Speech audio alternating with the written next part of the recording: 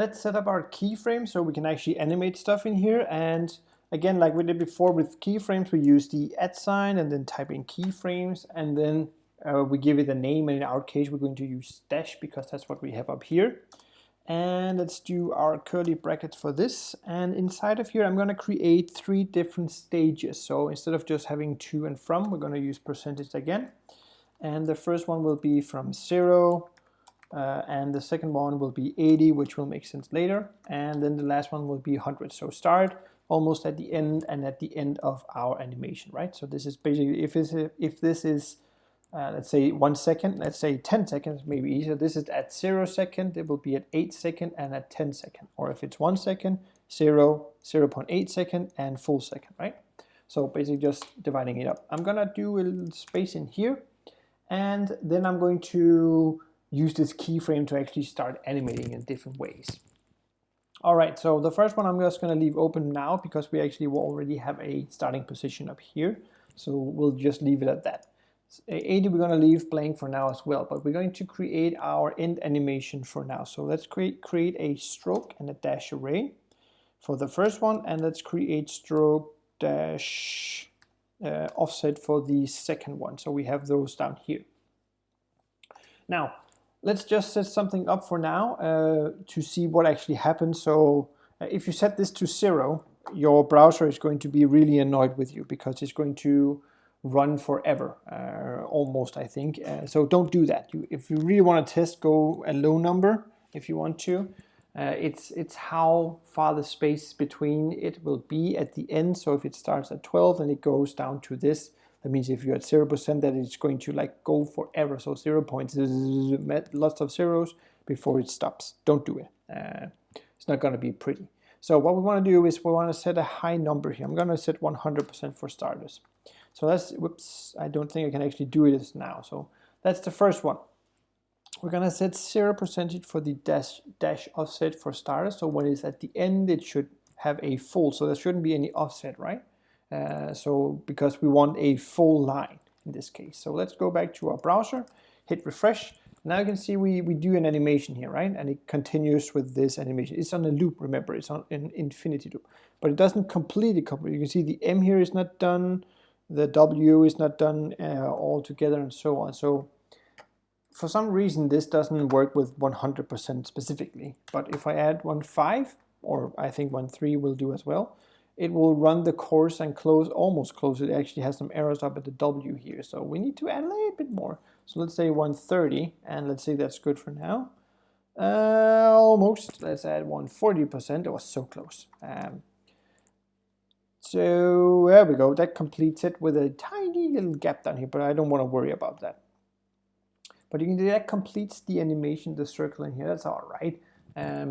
But we also want to do a fill for this. So once it's done animating the lines, we kind of want it to go to a full color. So if we look at our HTML in here, we already have something in here. We have a fill here that we can actually use. So let's just go into our 100% here. So once we're at 100%, we can just add a color, and in this case E6, E6, E6, because we already used this here for our stroke. So we need to be the same color so we can see the difference, right?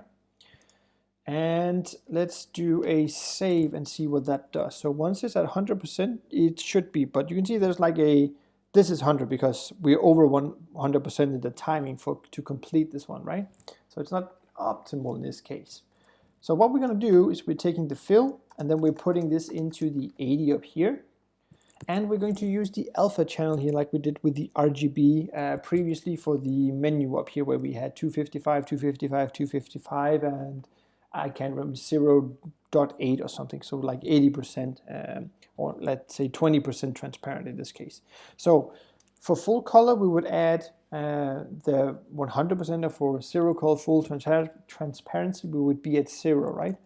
So how hex works is R, that's for the red color, second is G for green, and last 2 are for blue, so RGB, red, green, blue, right? That's the standard hex code here, and 0 is the lowest and F is the highest because it's a 16 decimal hex color, right? So if we add 00 here, that means that this will actually be transparent. So let's go and save that, and you can see once it's done animating this line here, whoop, it actually fills out this one here, so we get this. It's a little bit, maybe a little too thick in these, so I'm just going to change the stroke width in my code again. I'm actually going to minimize my G here so we don't have to see it that. And let's try again, so that should make it a little bit less thick in the edge, and that's one way of doing. So now you can see it works like this. I just want to do two more things quickly. If you feel like you don't want to have any fill at the start of our, like we want it to be totally disappear, so it starts from black background instead of like right now you can see it has some lines already drawn, right?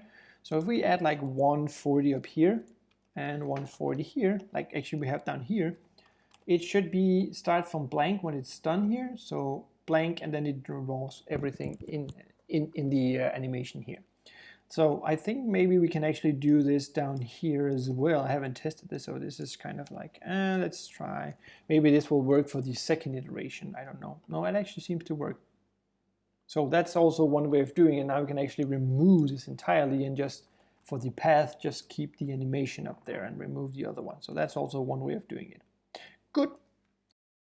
Kind of want to just briefly talk about is that, so right now everything is being done at the same time, right? So web, the WE, the B, and site, and so on, all letters are drawn at the same time, basically from the same start. So if you want to say, I want to draw the, I'm going to expand this one again, the W a little sooner than I want to draw the E, and then the E a little bit before B, or like delay them a little bit more. So you can add since they have a class, we can't really use this, or we actually could, or we can add an ID for each of those, or we could go up here and do like we did up in the, which one was it? I think it's this one. So like we did up here, we had an nth child, so the first element inside it, second element inside it, and we can do a delay in there as well.